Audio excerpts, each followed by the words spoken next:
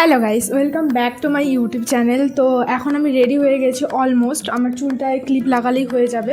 তো এখন আমি কলেজ যাচ্ছি, আর আজকে কলেজে অ্যাসাইনমেন্ট জমা দেওয়ার ডেট, তো সেই জন্যই কলেজ যাচ্ছি। অনেক দিন যাওয়া হয়নি কলেজে, কারণ আমাদের এক্সাম চলে এসেছে। তো আমি রুমে বসে পড়াশোনা করতাম, কলেজ সেরকম যাওয়া হয়নি অনেক দিন ধরেই, পুরো এক সপ্তাহ মতো আমি কলেজে যাইনি, বা তারও বেশি হতে পারে। তো আজকে যাচ্ছি অ্যাসাইনমেন্ট জমা দিতে, আর অ্যাসাইনমেন্টটা জমা দিয়ে পিজিতে ফেরত এসে আমি আবার বাড়ি যাবো। আমার এই যে এখানে ব্যাগটাকে আমি গুছিয়ে রেখেছি অলমোস্ট, আসবো, খাওয়া দাওয়া করবো, ড্রেস চেঞ্জ করে বেরিয়ে যাব।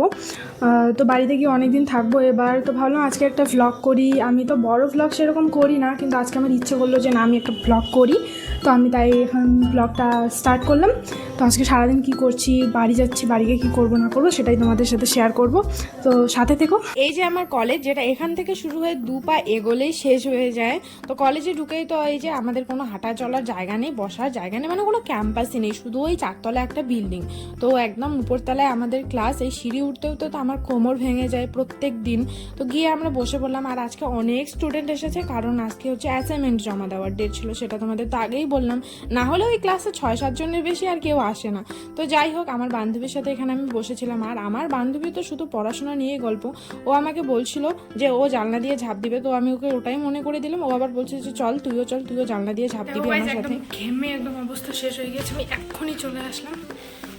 কি প্রচণ্ড গরম বাইরে, মানে আজকে এত গরম ভাবার বাইরে। আমার দেখো একদম ঘেমে আমি কি হয়ে গেছি। তো এখন ড্রেস চেঞ্জ করবো, খাওয়া দাওয়া করবো, তারপরে এই রোদের মধ্যে আমি আজকে বাড়ি যাবো। এখন তো আমার বাড়ি যেতেও ইচ্ছা করছে না, কারণ এত প্রচণ্ড গরম বাইরে। কিন্তু আমি যে ব্যাগ গুছিয়ে রেখেছিলাম। তো চলো খাওয়া দাওয়া করবো, রেডি হবো, যাবো। রেডি তো আমি হয়ে গেছি যাওয়ার জন্য বাড়ি, কিন্তু বেরোতে আমার এত ভয় লাগছে। বাইরে এত রোদ পড়েছে, আমার তো মাথা খারাপ হয়ে যাচ্ছে। আমি এখনই সানস্ক্রিন অ্যাপ্লাই করলাম, কিন্তু আমার সব গলে গলে পড়ে যাচ্ছে।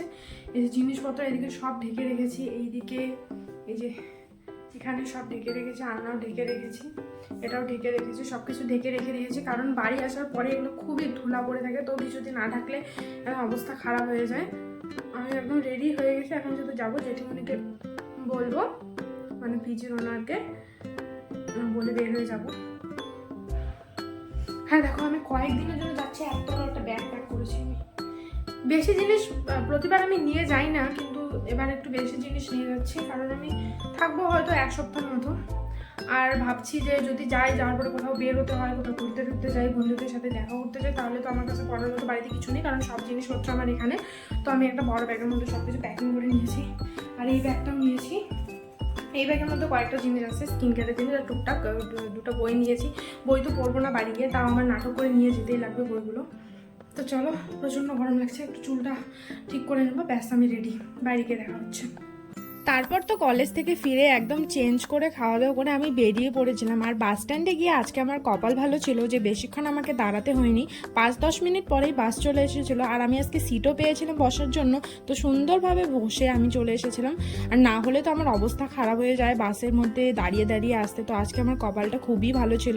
তারপরে এসে আমি আমার জিজুর দোকানে দাঁড়িয়েছিলাম, কারণ আমাকে বাবা বললো যে জিজুর দোকানে গিয়ে ওয়েট কর, আমি আসছি। তো আমি কিছুক্ষণ ওয়েট করার পরে বাবা চলে আসলো, তারপর বাবার বাইকে করে সোজা আমি বাড়ি চলে আসলাম। আর এই মাসে আমি মাত্র একদিন বাড়ি এসেছিলাম, তো আমি বাড়ি আসার জন্য তো খুবই এক্সাইটেড ছিলাম। কার না ভালো লাগে বলো বাড়ি না আসতে? আর আমি তো বেশি দিন পিজিতে থাকতেই পারি না, 1 মাস যেতে না যেতে আমাকে 1-2 বার আসতেই হবে, কারণ আমি বাড়ির লোকগুলোকে খুব মিস করি। আর আমার বোন, সে তো আমার সাথে প্রত্যেকবার ঝগড়া করে যখন আমি বাড়ি আসি, কিন্তু আমি যখন পিজিতে চলে যাই তখন ও আমাকে খুব মিস করে। আর কয়েকদিন পর পরে ফোন করে জিজ্ঞেস করতে থাকে, দিদি তুই কবে বাড়ি আসবি। হ্যাঁ, আমি চলে এসেছি বাড়ি। আর এসেই আমি একদম পুরো স্নান করে নিয়েছিলাম, এত গরম লাগছিল। আর বাসে আস্তে আস্তে তো আমার একদম পুরো ঘেমে একদম কাদা কাদা হয়ে গিয়েছিলাম। আমার বাসে আস্তে আস্তে আমার মাথাও ঘোরাচ্ছিল গাইস, এত গরম কিছু বলার নেই। এখন রোদ নেই, তাও আমি একটু সানস্ক্রিন লাগিয়ে নিচ্ছি অল্প, ব্যাস। গরমের দিন তো সানস্ক্রিন লাগাতেই হয়, কিন্তু এই গরমের দিন সানস্ক্রিনটাও একদম গলে পড়ে যায়। স্নানের পর ঠাম্মার সাথে একটু বাইরে দেখা করতে গেলাম, ঠাম্মা বাইরেই বসেছিল, আর আমি এসেছি, ঠাম্মা আমাকে দেখতেই পারিনি। আর আমার ঠাম্মা কালো চশমা পরেছে, কারণ কিছুদিন আগে ঠাম্মার চোখের অপারেশন হয়েছিল। আমি আমার ভাই আর বোনের সাথে বাইরে বসেছিলাম। এই যে আমার বোন, আমার ভাই জামা পরে নেই, তাই ও ক্যামেরার মানে আসবে না ব্লগে। আমরা বাইরে বসেছিলাম কারণ বাইরে সুন্দর হাওয়া দিচ্ছিল, আর আমার এই হাওয়ার মধ্যে বসে থাকতে থাকতে চুলটাও পুরো শুকিয়ে গেল। ও গ্রামে বাড়ি থাকার এটাই আরাম সুবিধা, মানে দেখো কত সুন্দর চারিদিকে একদম ফাঁকা ফাঁকা, এত সুন্দর হাওয়া আসছে। পিজিতে যখন থাকি তখন তো সারা দিন রাত ঘরের ভিতরেই থাকতে লাগে, তো গরমের মধ্যে ওই যে আমার ভাই বসে আছে পিছনে দেখো, গামছা পরে বসে আছে। এই গরমের মধ্যে অবশ্য গামছাটা পরে বসে থাকলেই বেশি সুবিধা ছেলেদের, তো গামছা পরে বসে আছে। ওই যে সুন্দর হাওয়া দিচ্ছিল, তো ঘুরে বেড়াচ্ছি। কি দেখাবো তোমাদের, এই যে এখানে আমাদের গরু বাঁধা আছে, ওই যে ওখানে একটা, এখানে এগুলো জেঠুদের, খুব সুন্দর।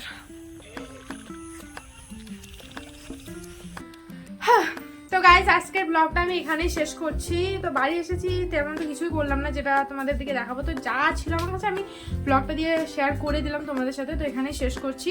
আর এখন আমি ভাইয়ের সাথে একটা মেকআপের ভিডিও শ্যুট করব, তো এই ভিডিওটা অনেক ইন্টারেস্টিং হবে। তো আমরা এখন শ্যুট করবো, এখন মেকআপ করব। তো চলো দেখা হবে পরের ভিডিওতে। আর অবশ্যই আমার চ্যানেলটাকে সাবস্ক্রাইব করবে, আর যারা ফেসবুক থেকে দেখছো তারা ফলো করবে, লাইক করবে, কমেন্ট করবে, শেয়ার করবে। তো টাটা।